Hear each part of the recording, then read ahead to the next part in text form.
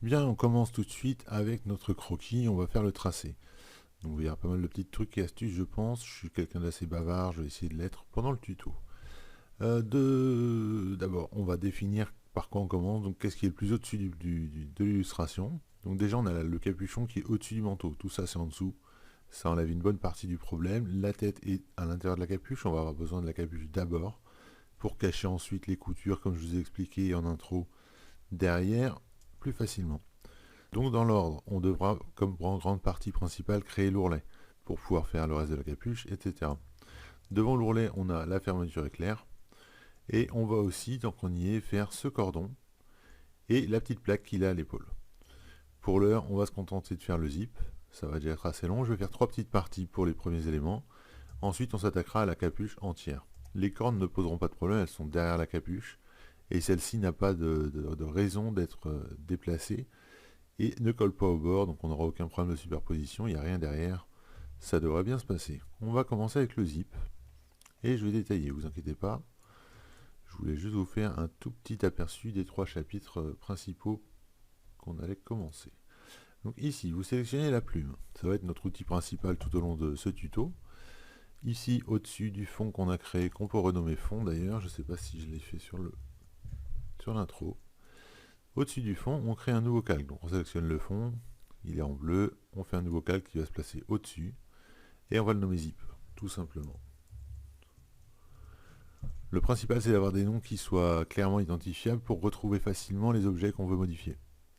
Là, pour le zip, la partie la plus au-dessus, à nouveau, c'est la plus grosse partie, hormis la petite charnière. On va commencer avec la petite charnière. Alors, je vais essayer de coller à la perspective que j'ai créée pour le dessin.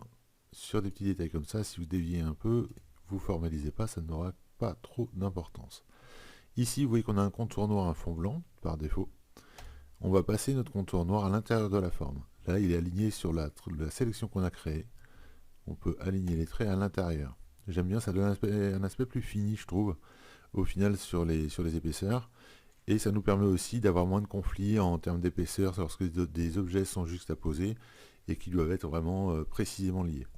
Si on veut faire un petit peu de fioriture, on peut faire l'arête qui se trouve ici. Mais vous voyez que ça n'apporte pas grand chose en termes de graphisme. On peut essayer avec un contour, un profil de contour, mais on ne va pas s'attarder là-dessus pour l'instant. On va commencer en douceur.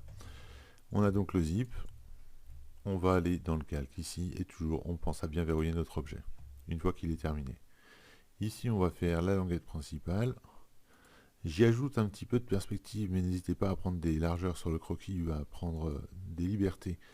Ça vous permettra d'être plus impliqué déjà. Et puis bon, après c'est juste des décalages que j'ai l'habitude de faire pour suggérer le volume. Ici vous avez vu, j'ai tiré aucun point d'ancrage. On peut créer des formes courbes en tirant les points d'ancrage. Ça ne m'intéresse pas pour ce qui est de cet objet. Effectivement, il a des coins qui sont plus arrondis au final, mais on a besoin de sa structure et qu'elle soit bien solide comme celle-ci. Maintenant, un petit outil, c'est-à-dire le petit plus qui va nous permettre de raffiner un petit peu ce zip. J'appuie sur CTRL, vous voyez que ça sélectionne la flèche blanche. En fait, CTRL rappelle le dernier outil de sélection. Les outils de sélection, c'est cela. Moi, j'avais la flèche blanche avant. Là, j'ai la flèche noire. Je rappelle, j'ai la flèche blanche. Je rappelle avec CTRL. Et tant que je clique et que j'ai CTRL enfoncé, je suis équipé de la flèche blanche. Moi là, je vais l'équiper directement. Vous la prenez ici dans la palette d'outils. Pas besoin d'appuyer sur CTRL. On va à nouveau passer les contours ici à l'intérieur de la forme. Et vous voyez qu'on a des petits ronds. C'est des poignées de réglage d'arrondi des angles. Alors je ne sais plus comment on appelle ça selon le langage consacré, mais si vous tirez dessus, vous arrondissez les angles qui sont sélectionnés. Donc nous, on va tirer dessus un petit peu. Voilà. Et on a un zip qui commence à être assez propre. On va faire maintenant le côté. On pourrait très bien faire une arête simple, mais j'ai envie de faire quelque chose de vraiment propre du début à la fin. On va donc là longer les bords du côté droit, et ici on va refermer en faisant l'arête avec le côté de la forme qu'on crée. De cette façon.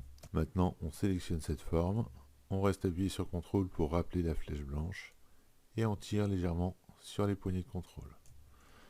Ce contour, on ne va pas le laisser tel quel, on va supprimer son fond blanc ici dans l'aspect.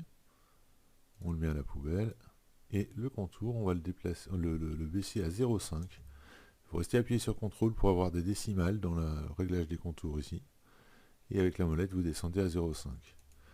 On va maintenant lui appliquer un style graphique, enfin pas un style graphique, un type de largeur, un profil de largeur, et filer comme celui-là, profil de largeur 1. J'y suis arrivé grâce à un contour dans Aspect, mais vous l'avez aussi ici. C'est la même chose. C'est la même palette, sauf qu'ils ont mis des raccourcis de manière à ce qu'on ait moins besoin de fenêtres que prévu au final. Donc là j'ai mis tout sur l'écran, je pense que c'est plus simple. Contour effilé, profil de largeur 1. On désélectionne en cliquant dans le vide avec la flèche. On va maintenant faire ce petit trou qui est là, le petit renfoncement qu'il y a sur la fermeture éclair, sur le zip. On s'adapte à peu près au croquis en prenant un petit peu plus la géométrie globale de ce qu'on a créé en compte que strictement le croquis. À nouveau, on va le sélectionner. Vous reprenez la flèche noire pour le sélectionner en entier, y compris ses angles.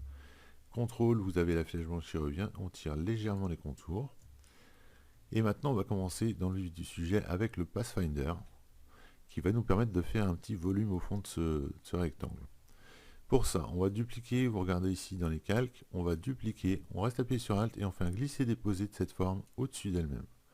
On verrouille l'original, on se retrouve avec une copie. On verrouille l'original, on va à nouveau faire une copie comme on vient de faire, on reste appuyé sur Alt et on fait un glisser-déposer juste au-dessus.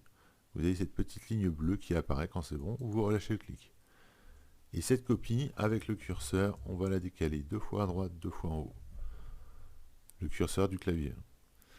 Maintenant, on a notre forme de base. On va simplement lui demander de garder que ce qui est à l'intérieur, que la partie du rectangle qui est à l'intérieur du rectangle de base. Et pour ça, on sélectionne les deux et on fait une intersection dans le Pathfinder. Vous allez dans le Pathfinder, ici. Les icônes sont assez parlantes. Là, on garde uniquement les zones qui se chevauchent. On fait une intersection, on a ça. Maintenant, on va supprimer le contour noir et le reste de l'apparence ici. Effacer l'aspect dans l'onglet aspect. Et mettre du noir au fond. Ici vous avez fond, vous déployez la palette de couleurs et vous sélectionnez du noir. Voilà, notre zip commence à être pas mal du tout. On va maintenant faire juste la petite tirette qui est là, ça va être un volume assez simple. Vous pouvez le faire en plusieurs parties si vous pensez que la logique est plus simple à appréhender pour vous. Là je fais directement comme vous voyez la profondeur. Et je vais le passer en dessous. Je vais vous montrer après si vous voulez éviter d'avoir vos formes au-dessus. Moi je trouve ça plus simple pour bien voir tout ce qu'on fait et les repasser ensuite sous le reste des objets. Ceci dit, on va à nouveau avoir besoin d'un contour noir et d'un fond blanc. On supprime à nouveau l'apparence de la forme qu'on vient de créer. Et on va transférer. Ici vous avez par exemple la tirette. On veut la même apparence, donc du coup on va faire sélectionner la pastille, on clique, on appuie sur Alt et on transfère le style graphique. Voilà, notre tirette est là. On va maintenant faire une arête ou deux. Et on aura fini ce tout premier chapitre du tuto. Voilà, ici vous voyez que je passe n'importe comment, mais on s'en fout complètement, il y a toutes les autres formes qui vont passer devant. C'est vraiment la mise en pratique de ce que j'ai expliqué en intro vis-à-vis de ma manière de travailler. Voilà, ici on est passé trop en dessous, il ne faut pas oublier que le dernier objet c'est celui-ci. L'apparence là elle n'a rien à voir avec ce qu'on souhaite, donc on va la supprimer. On va ajouter ici 0,5 en contour. Et à nouveau ici dans les profils de largeur, on prend le profil de largeur 1 et filet. Voilà, comme ça, on va arrondir maintenant les angles qui doivent être arrondis. Toujours flèche blanche. Si vous voulez sélectionner des angles un par un, vous sélectionnez la flèche blanche avec CTRL, vous appuyez sur SHIFT. Et vous pourrez sélectionner les angles que vous souhaitez modifier. Hop, on fait pratiquement tous. On reste appuyé sur CTRL, on saisit un des petits ronds de modification des angles. Et on va faire un arrondi assez conséquent. Voilà, le zip est fait. Maintenant, on va s'attarder sur le cordon dans un deuxième chapitre, puis la petite plaque. Et ensuite, on va pouvoir se jeter dans le grand bain avec la capuche.